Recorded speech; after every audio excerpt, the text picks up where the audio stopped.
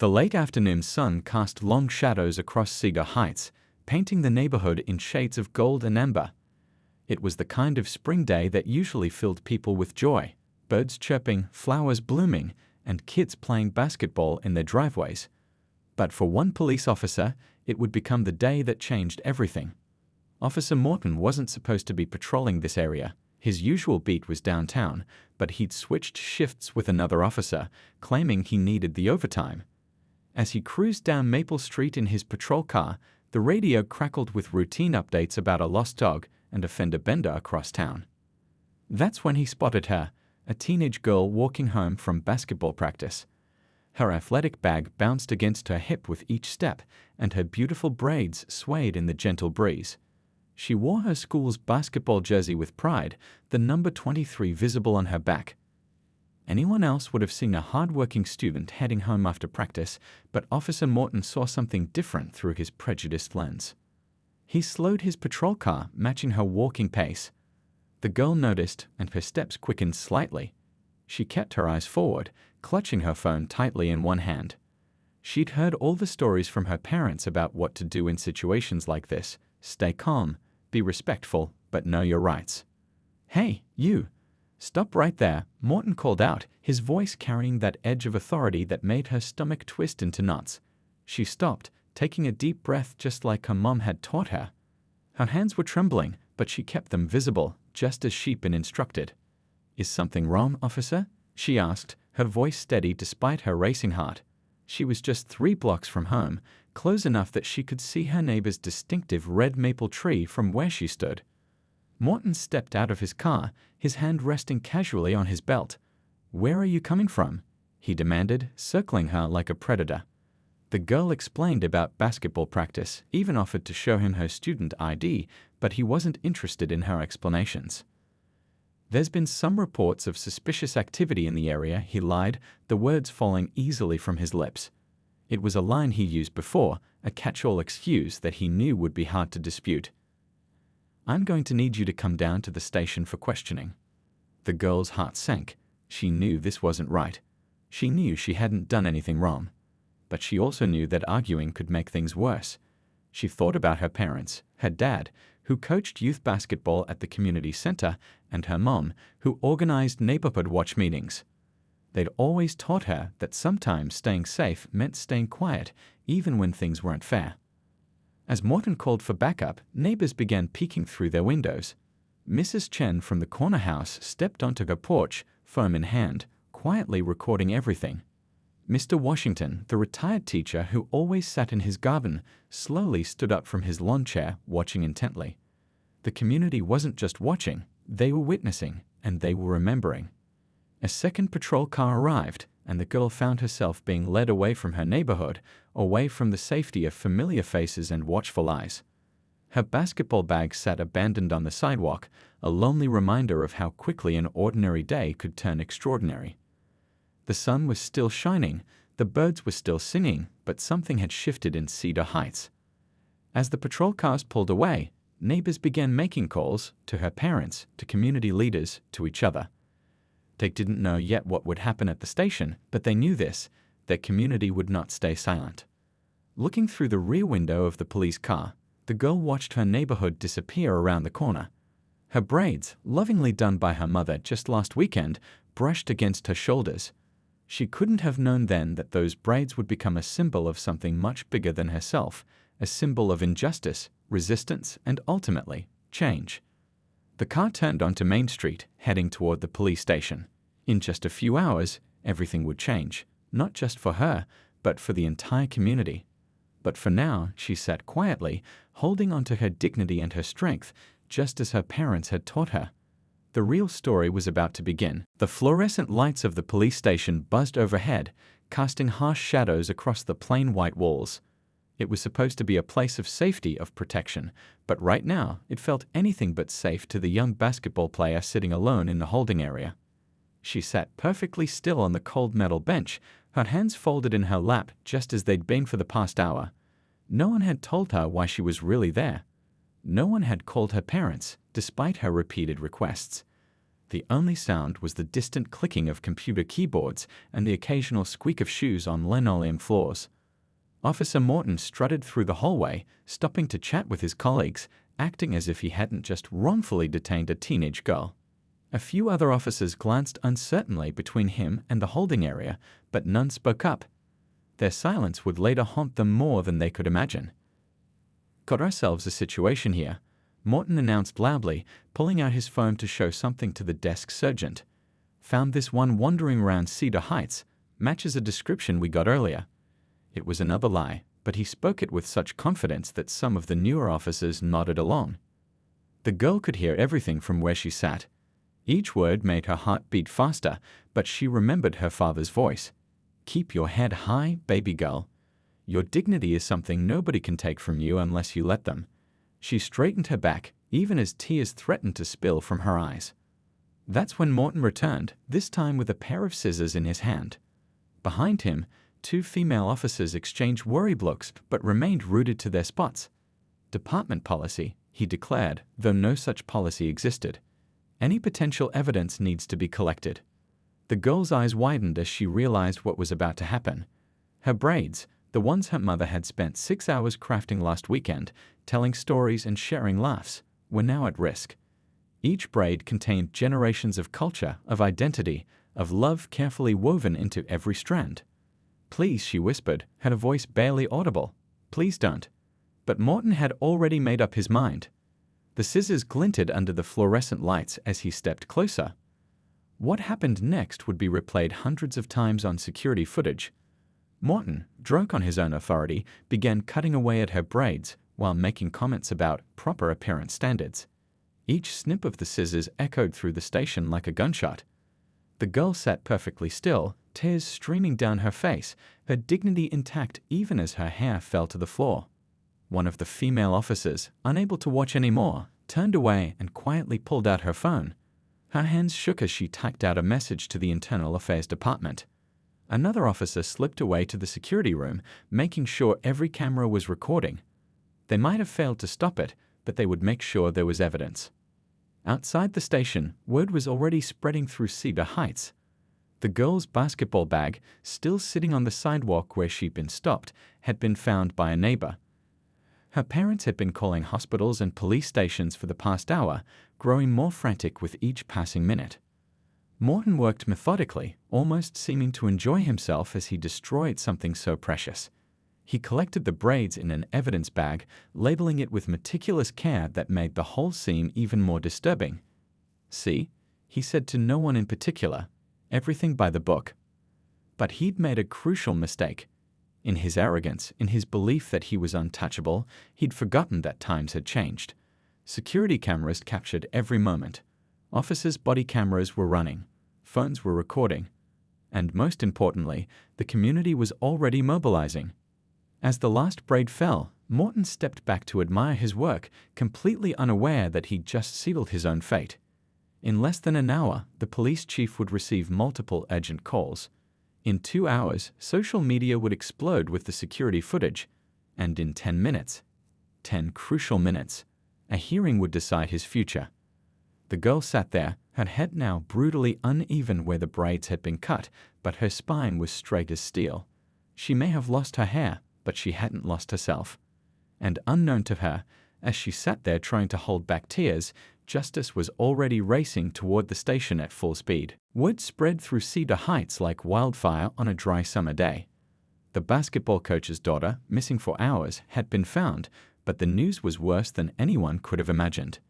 Mrs. Chen's video had already made its way to every phone in the neighborhood, showing the moment of her unjust detention.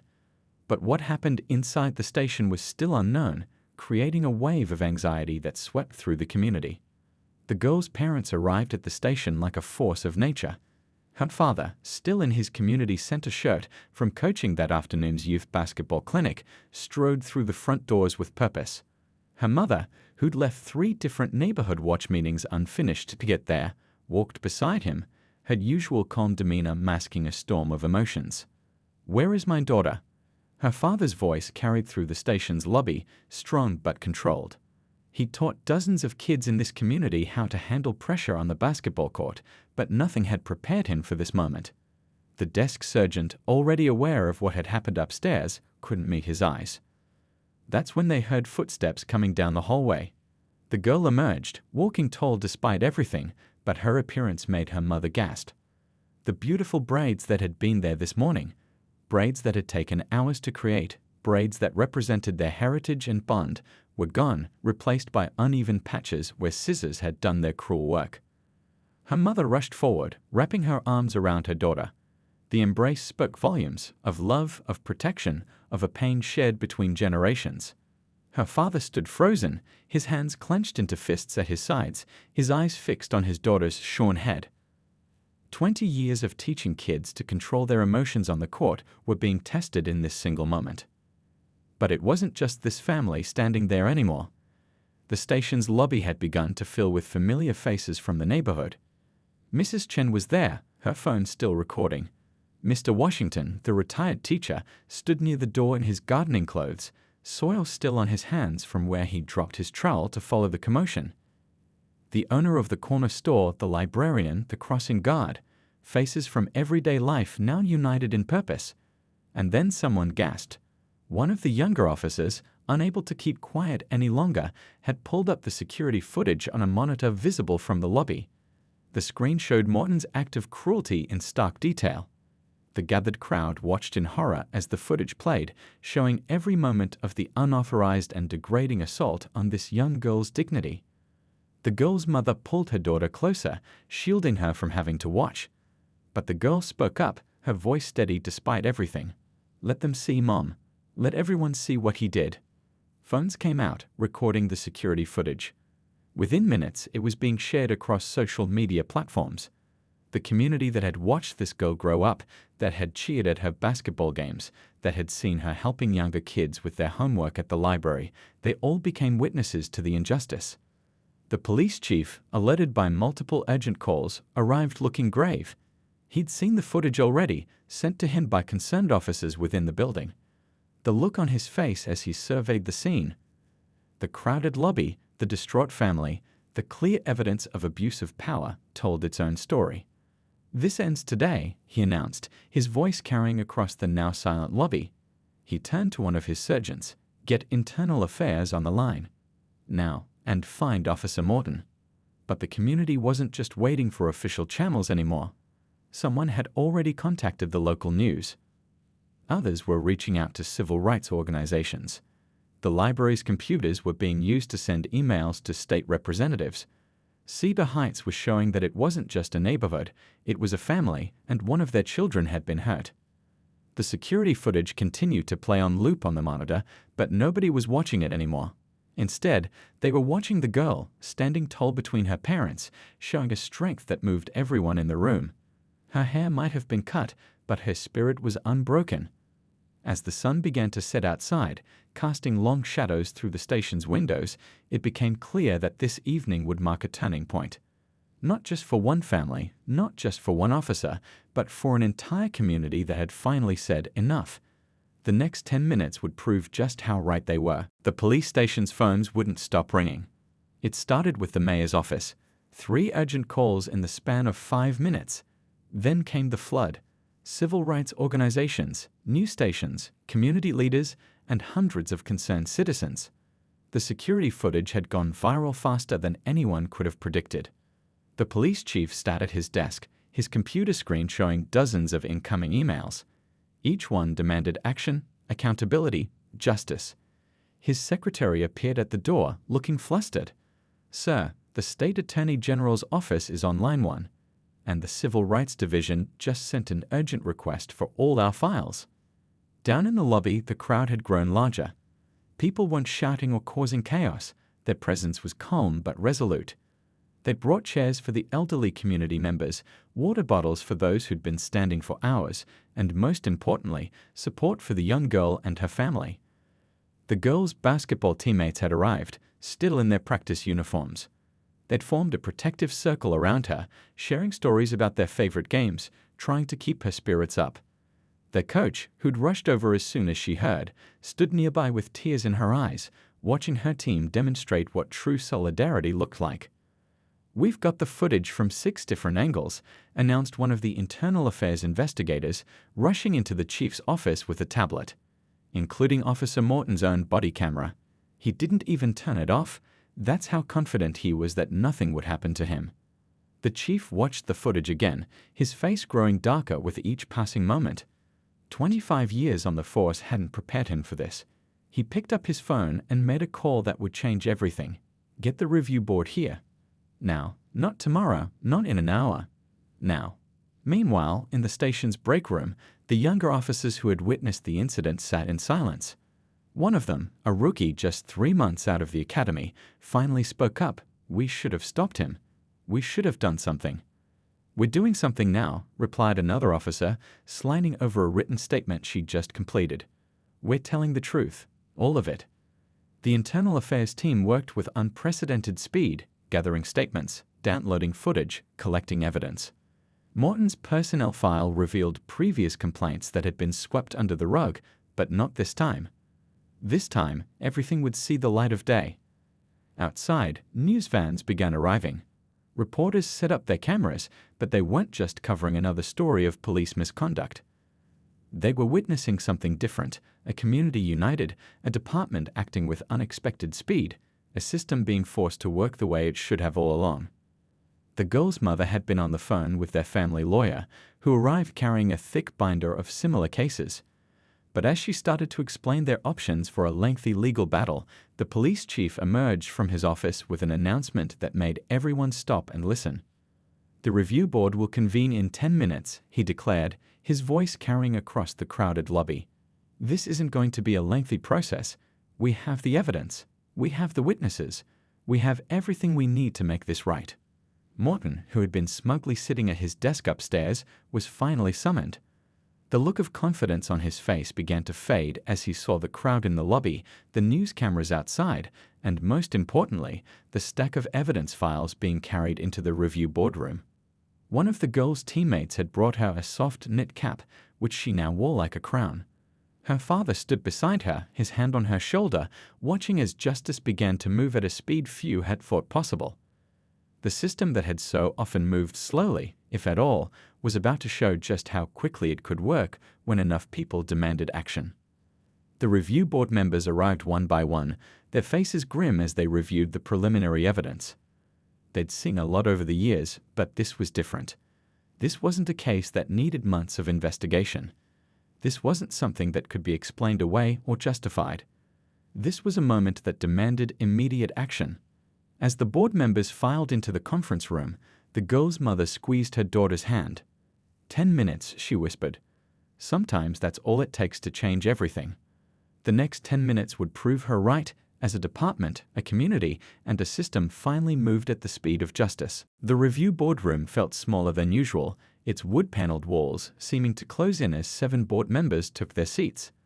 The clock on the wall read 7:45 p.m., its second hand ticking away with determined precision. 10 minutes, that's all they had allocated for this hearing, and not a single second would be wasted. Officer Morton sat alone at the respondent's table, his earlier swagger replaced by nervous finger-tapping. No union representative stood beside him. They'd reviewed the evidence and, in an unprecedented move, declined to defend his actions.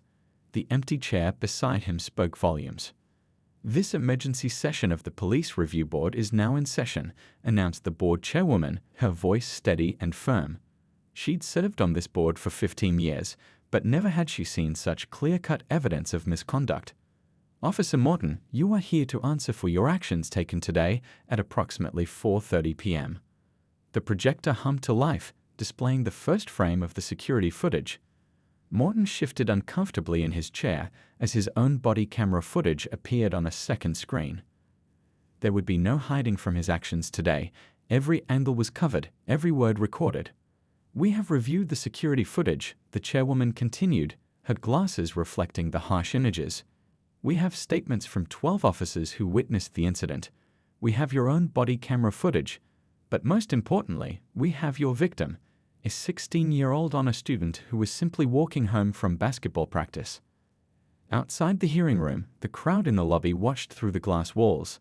The girl sat between her parents, the soft cap still covering her roughly shorn hair. Her basketball teammates stood nearby, their usual pre-game energy channeled into silent support. The board's vice chairman spoke next, his voice heavy with disappointment. "Officer Morton, can you point to any department policy that justifies your actions today?" The silence that followed was deafening. Morton opened his mouth, then closed it again, realizing for the first time that he had no defense. "Let the record show," another board member added, "that no such policy exists. In fact, what we witnessed in this footage directly violates 17 different department regulations, not to mention state and federal laws protecting civil rights." The clock ticked to 7:48 p.m. 3 minutes had passed, and Morton's career was unraveling with each second. The board members exchanged glances. They'd seen enough. This wasn't a case that needed hours of deliberation. "We have reviewed Officer Morton's personnel file," the chairwoman continued. "We'd found 3 previous complaints of racial bias that were never properly investigated. Today's incident is not an isolated event. It is the culmination of a pattern of behavior that this department failed to address." The clock showed 7:50 p.m. 5 minutes gone. Morton stared at his hands, unable to look at the footage still playing silently on the screens. His actions, seen through the clear lens of accountability, left no room for excuses. A younger board member, usually quiet during hearings, spoke up. "I've been on this board for 2 years, and I've often argued for second chances. But what I saw in this footage," he paused, composing himself, "this was not a mistake. This was not a lapse in judgment. This was a deliberate act of cruelty meant to humiliate and degrade a child." 7 minutes had passed. The chairwoman looked at her colleagues, seeing the same resolve in their eyes. "Officer Morton, do you have anything to say in your defense?" The question hung in the air. Morton's mouth worked silently, but no words came out. 8 minutes. The board members began writing on their voting cards. There was no need for discussion, no need for debate. Some decisions are crystal clear, requiring only the courage to make them. At 7:54 p.m., exactly 9 minutes into the hearing, the chairwoman stood. The lobby fell silent. The girl gripped her parents' hands tightly. This was the moment that would show whether justice could truly be swift. By unanimous decision of this board, Officer Morton is hereby terminated from the police department, effective immediately.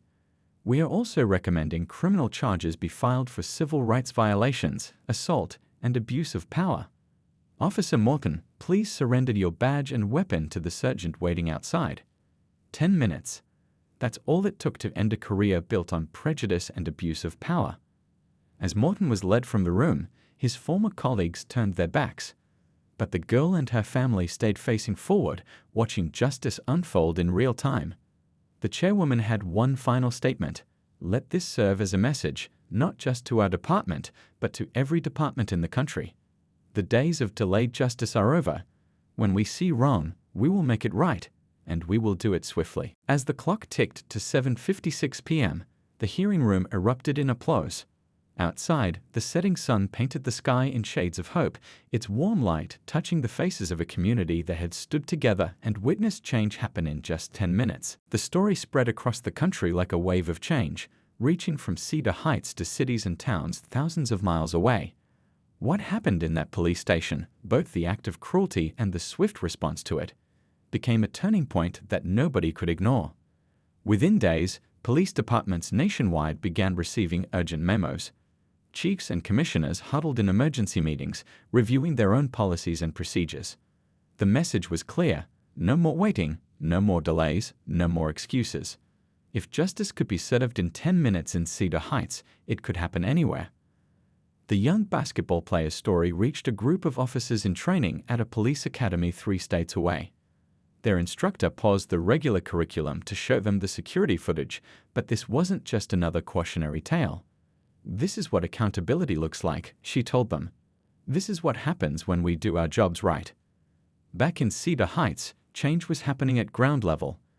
The police department's community liaison office, usually quiet and empty, was now buzzing with activity. Officers who had witnessed the incident but stayed silent were volunteering for additional cultural sensitivity training. More importantly, they were reaching out to community members, asking hard questions about how to rebuild trust. The girl's father found himself invited to speak at roll calls, sharing his perspective not just as a victim's parent, but as a community leader who still believed in the possibility of change. "We're not here to shame you," he told a room full of officers. "We're here to help you do better. My daughter's story doesn't have to repeat itself." Her basketball team turned their next game into something more than just sport. They all wore soft caps during warm-up, removing them together before the game in a show of solidarity that brought tears to the eyes of everyone in the gymnasium. The opposing team, hearing the story, joined them.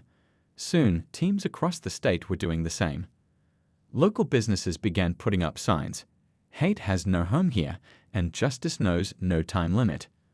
The corner store owner, who had been at the station that day, started a community board where people could share their own stories and experiences. It became a place of healing, of understanding, and most importantly of action.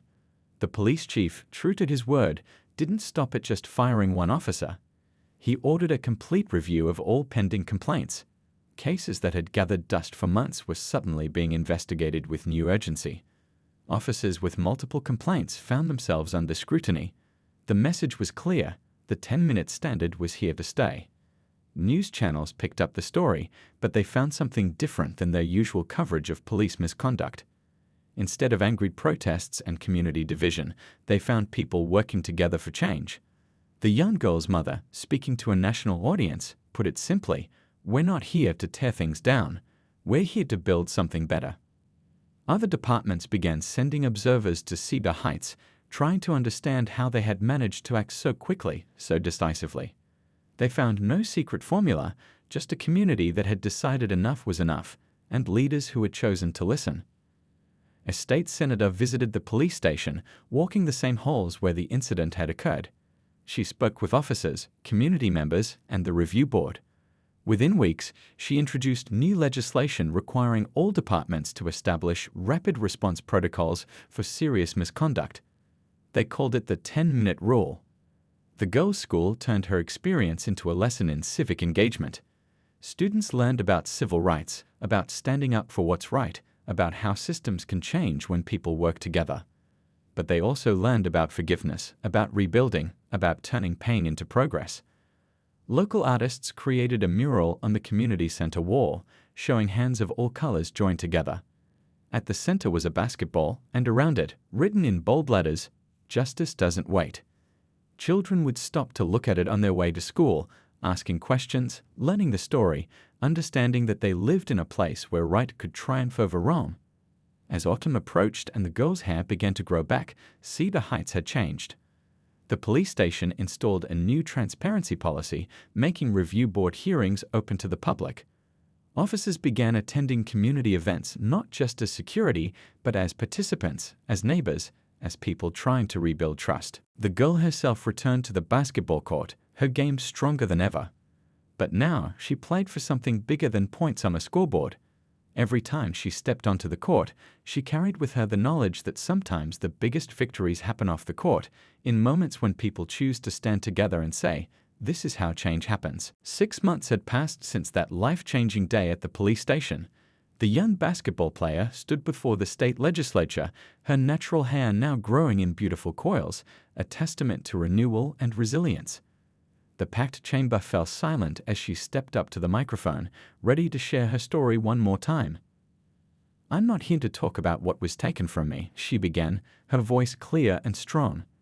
"I'm here to talk about what we've built together." Behind her sat rows of supporters, her parents, her teammates, community members, and even some of the officers who had found their courage that day. The Cultural Dignity Act lay on legislators' desks, its pages containing protections that would have seemed impossible just months ago.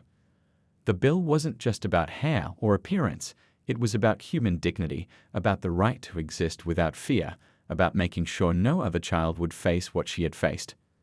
In the audience, her former basketball teammates wiped away tears.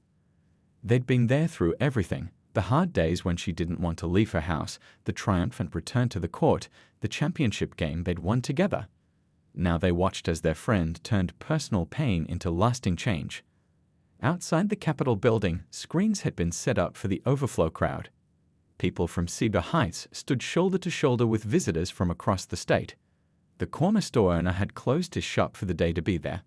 Mrs. Chen, still recording everything on her phone, stood next to Mr. Washington, who held a sign reading, "Dignity is not negotiable."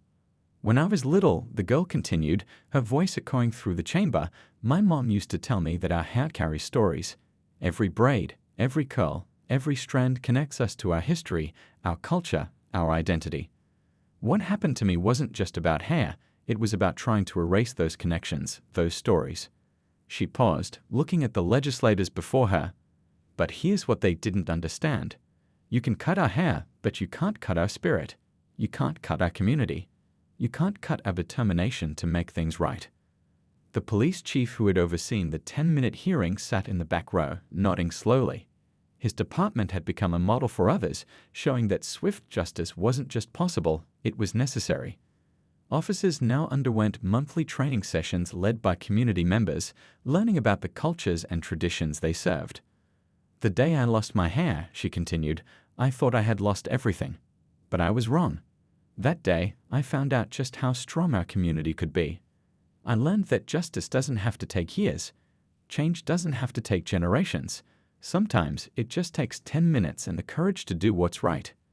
In the gallery, her father beamed with pride. The youth basketball program he coached had doubled in size, with police officers now volunteering as assistant coaches. The games had become community events, bringing people together who might never have met otherwise. Her mother sat beside him, holding a photo album. Inside were pictures of the protest signs, the community meetings, the basketball games, but also new images. Photos of her daughter speaking at schools, inspiring other young people to stand up for what's right. Pictures of community celebrations, of new friendships formed, of barriers broken down. "This law we're discussing today," the girl said, gesturing to the bill before them, "isn't about punishment. It's about protection. It's about making sure that every person, no matter who they are or what they look like, can walk down the street without fear, can be themselves without apology, can wear their culture with pride."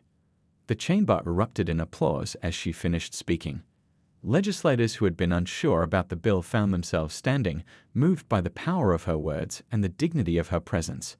The vote that followed was nearly unanimous. As the sun set over the Capitol building, casting long shadows across the steps where so many had gathered, the girl stood with her community. Her hair was different now, shorter but growing stronger. Like her spirit, like her purpose, like the change she had helped create. Back in Cedar Heights that evening, people gathered at the community center. The basketball court was full of kids practicing, their laughter echoing off the walls.